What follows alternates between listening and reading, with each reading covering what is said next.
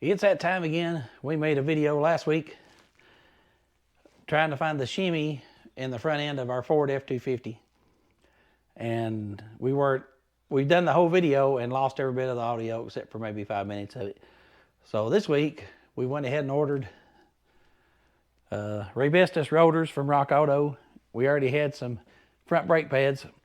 So we're going to tear the front end apart, take a look at the bearings, and take a look at maybe the shimmy shock that's on the steering and see if we can figure out what the vibration is. Let's get into it. Got it in here, got the lug nuts broke loose, which was a pain. I'm going to check out these rotors that come from Rock Auto. See if they sent us our magnets.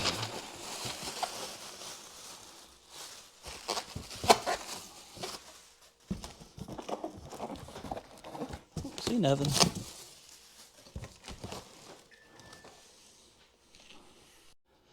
No magnets.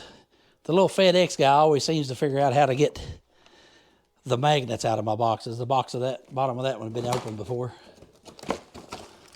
These are Rebestos for this F250 2015. That's supposed to be the part number. 6810 16R. R. Is there a right and left? Or is that just rotor? I don't know. There shouldn't be a right or left. Boy, that's a monster. I bet that thing weighs 70 pounds. Ain't lug. Let me get this other one out. Here's the invoice. 2015 Ford F250 Super Duty 6.2 V8. Shipping separately. These were about the same, actually a few more dollars than the Motorcraft ones. So Rebestos is a really good brand. I think they're both made in Mexico, so we'll find out when we start putting this stuff together. Let's get the wheels off. Now that the wheel's off, I'm going to take this flat bar and put it behind the rotor and try to bring this caliper towards me. It's a double piston, so you may have to go back and forth.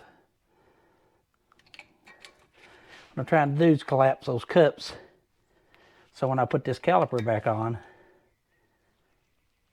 I can, my brake pads will fit. I think that's as far as it's going to go. Now I've got a brake tool. What we may have to do,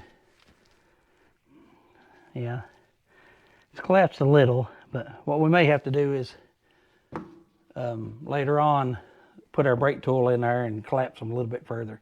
I also got this hook here. When I pull this caliper off, I'm going to hang this caliper from this hook. You don't ever want to let it just hang on the brake line, which these are over 100,000 miles on these brake lines. They're probably due to be changed. A lot of people will think they got stuck calipers, but instead of stuck calipers, they'll have a collapsed rubber brake line.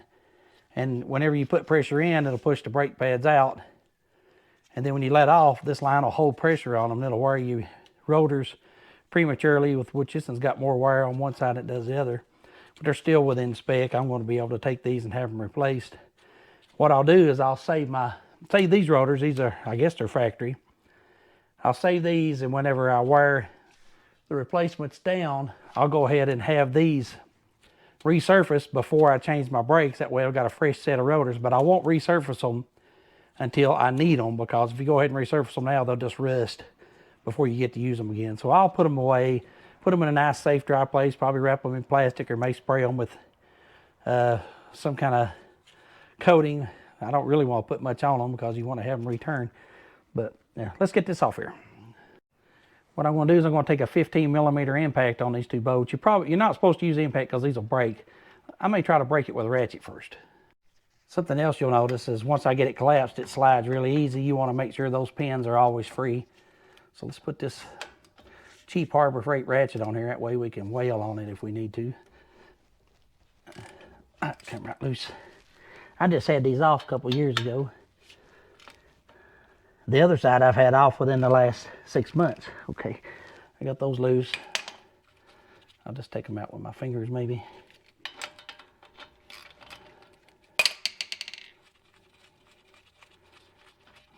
I'll get these out and hang it up here, then we'll take a look at this bracket. Now that's secured up there on this little hook. You don't want to put no pressure on this line. Now we've got some, I think they're 19 millimeter. We've got to get this bracket off here. But you see these pads has been really hot and they're just about worn out. The front one's thinner than the back one. So I don't know exactly what that means. Now I know it's going to be hard to get this off here. We're going to have to invent a tool. They make tools for it, but we're going to have to make our own tool to get this rotor off, because I like to never got the one off the pasture side. Now that I've taken that bracket loose, and it fell, hit me in the knee. What fun. But you can see the extent. These are pretty worn out. But we got new ones for it. There was Loctite on these big boats, which needs to be a little bit of Loctite on them. So I'll put Loctite on them when I put them back in. So now we've got to get this rotor off here. Listen to that. This must just be the lock. I hope I've got it unlocked. If I've been driving around with the locks on, it may explain a lot of the noise I've been getting. No. Now it's locked.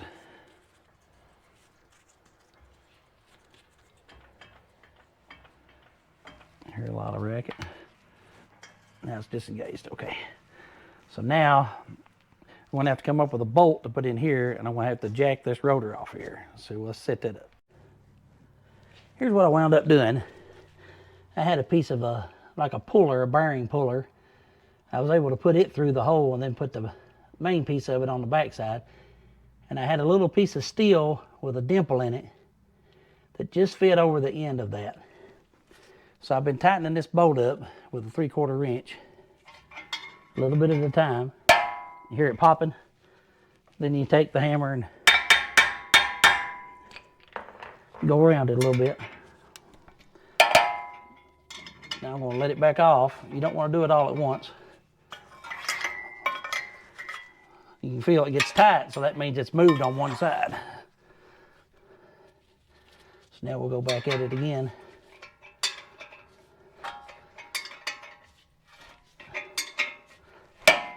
Hear it popping.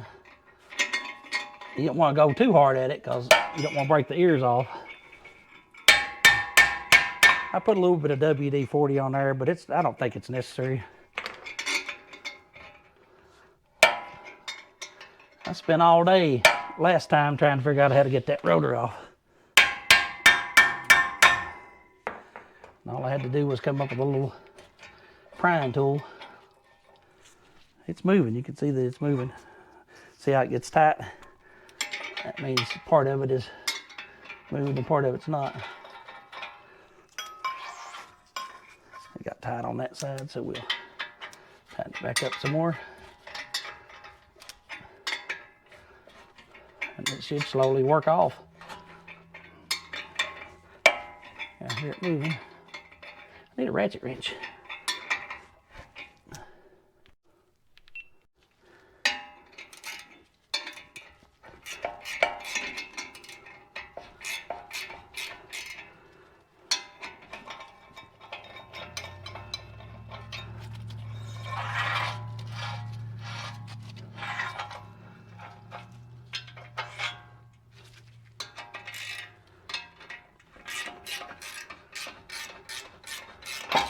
There it is. Now, you don't have to use a fancy puller. You just need a long bolt with a nut that's small enough to fit through this hole here. Fit through that ear. And then you just jack against the back of this rotor and it'll come right off. Anytime you start a project like this, make sure you keep plenty of brake clean on hand, because this comes with like an oily coating on it that's really sticky. You could drag this towel across it and it just sticks right to it. See how dirty it is. So clean them up with brake clean on both sides, and then when you get ready to put it all back together, clean them one more time while it's on the truck. One of the main reasons we're here, and the reason we started this project in the first place, is I wanted to get in here and check out this bearing, because I didn't think it was the bearing, but you never know. You really have to get the rotor off of it to check it out. And we're not, you know, a lot of times when the bearing goes bad, you'll get this like ABS warning light that'll let you know that the bearing has went bad and it's probably got rust or rust jacking in the ABS sensor. But I can't seem to, the only noise I can feel is that lock skipping inside there. But this bearing feels really good. You ought to be able to at least move it a little if it was bad, or it would be bound up. Feels good. So I'm going to go ahead and put I may clean this surface off a little bit when we get rid, because we're going to put the rotor back on it. It feels like there's a lip here and a little bit around this here. So I'll clean this up and we'll come back and take a look at it. I just used a wire wheel on my drill on the surfaces.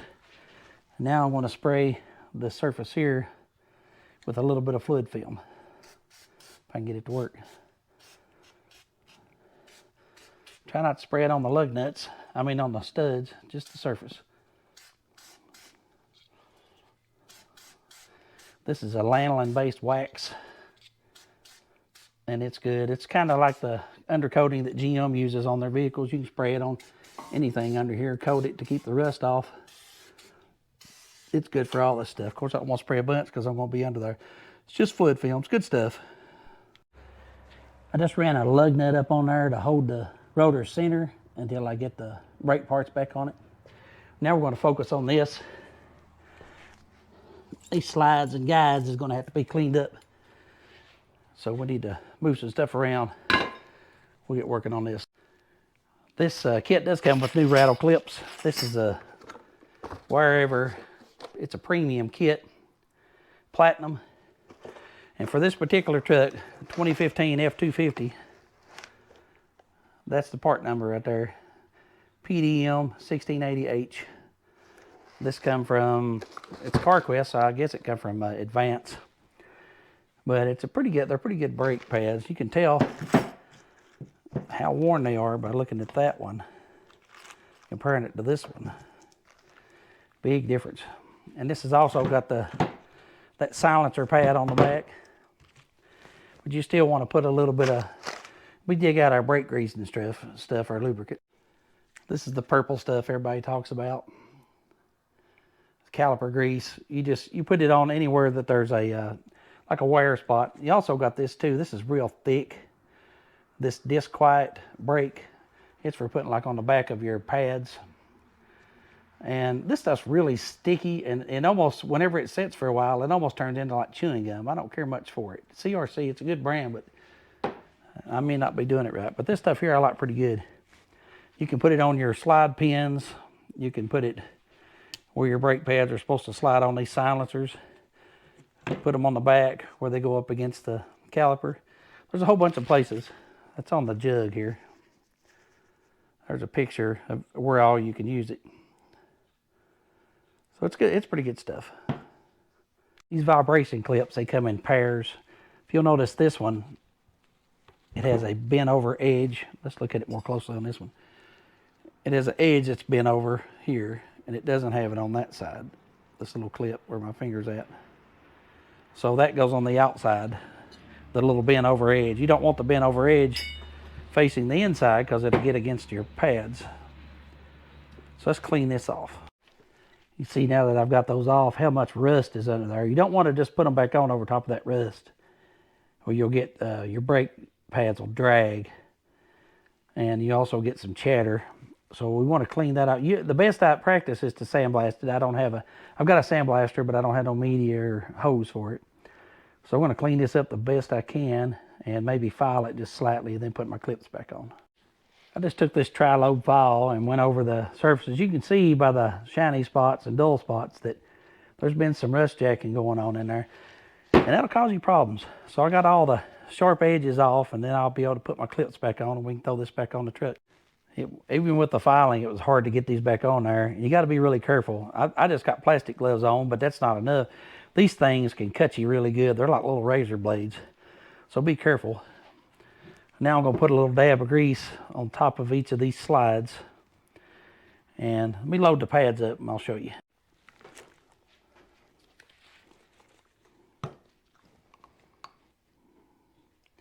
Put some on these slides.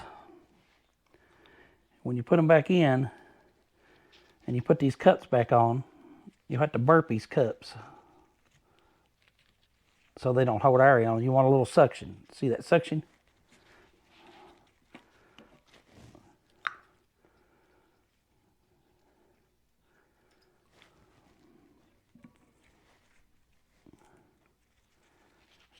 Put it back on the cover and then pull it to the side and burp it, and you get suction. Those are in there the way they need to be. Now we're going to put just a little bit on the bottoms here. Doesn't take much.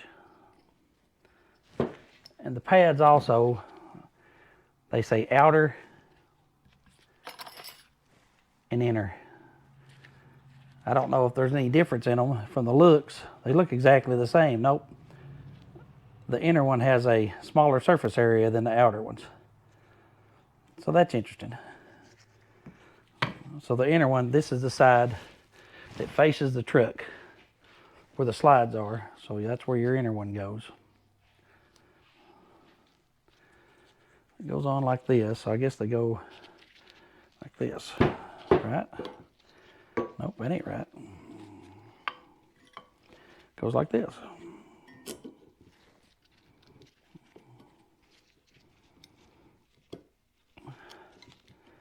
If you get them in there and they're really tight, don't do what I do. I'm getting grease all over them.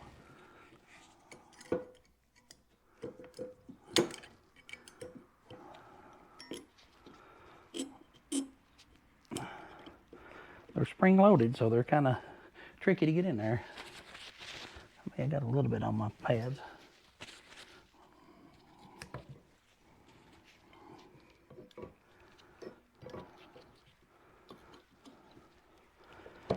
Okay. Now we got to do is put it back on the truck.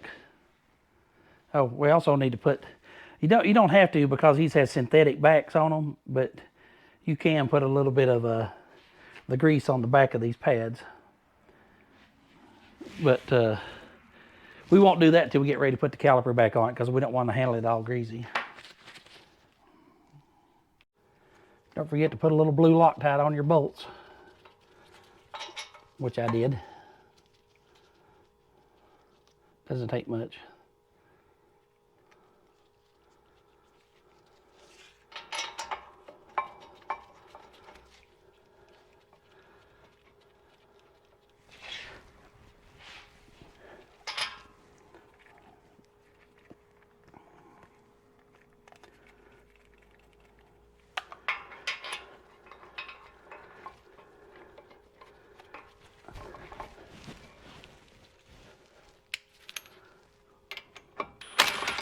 Oh no.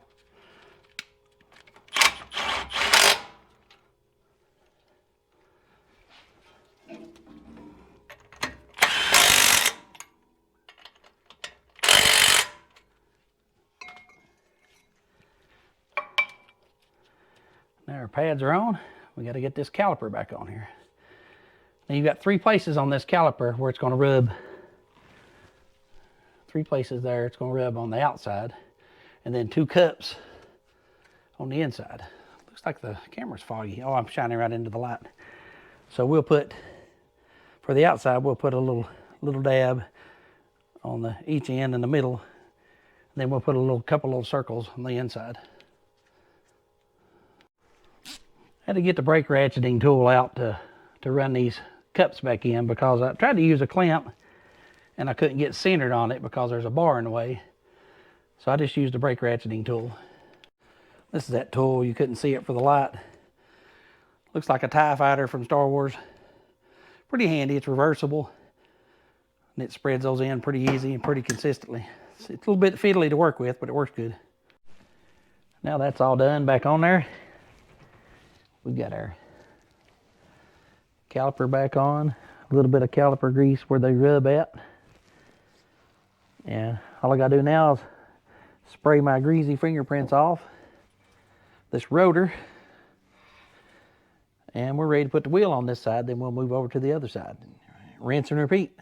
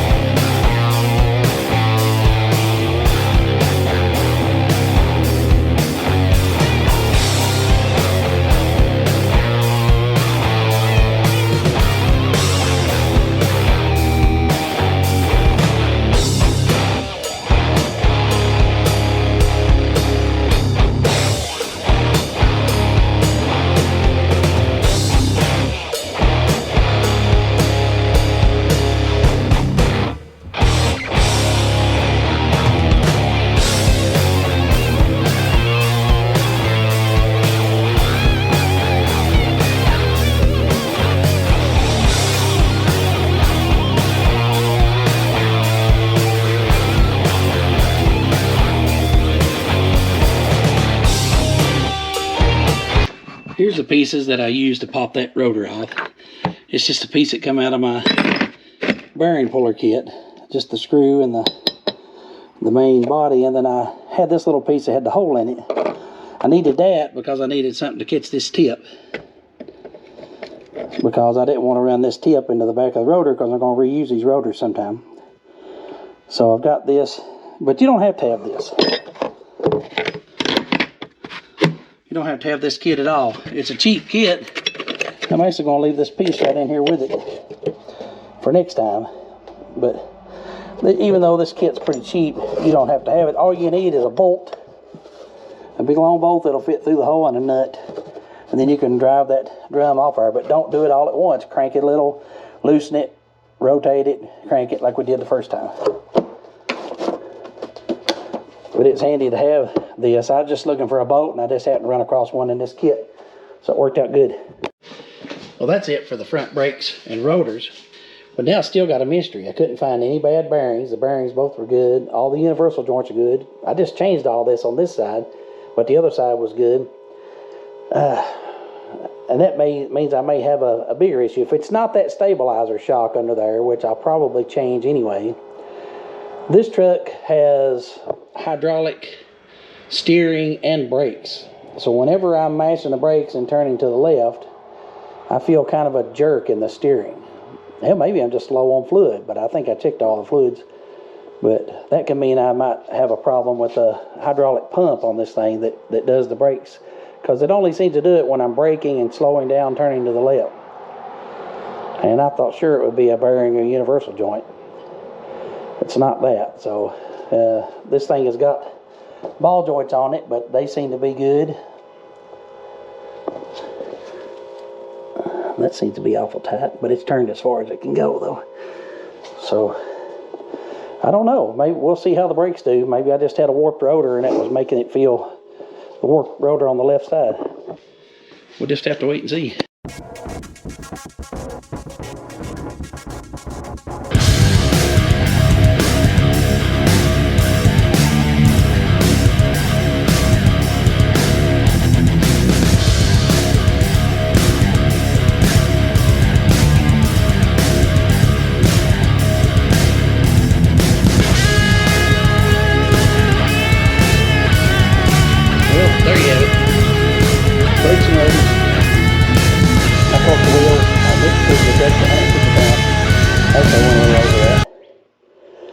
Brakes and rotors on a 2015 F250 Super Duty.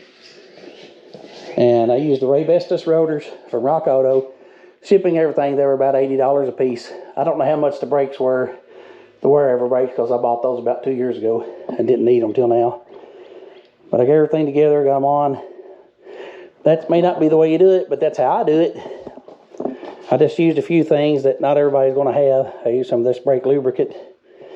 I use these things, but you can squeeze your calipers in with a clamp if you need to. Everybody needs to use brake clean when they set up. I was using this billet tool socket and I realized that it was too shallow. It would get so far in the stud would knock the extension out. That's why it was coming off every time. So I had to get a deep well socket to finish up. But it's no big deal. I got it done. And of course I used that homemade tool over there, but all you really need is a big long bolt with a nut to drive those rotors off. That may not be the book procedure, but that's how I did it, and it works. I do want to thank you guys for hanging out. Appreciate you watching. And I'm perspiring. As always, come back around. Thanks for hanging. Stay clean, everybody.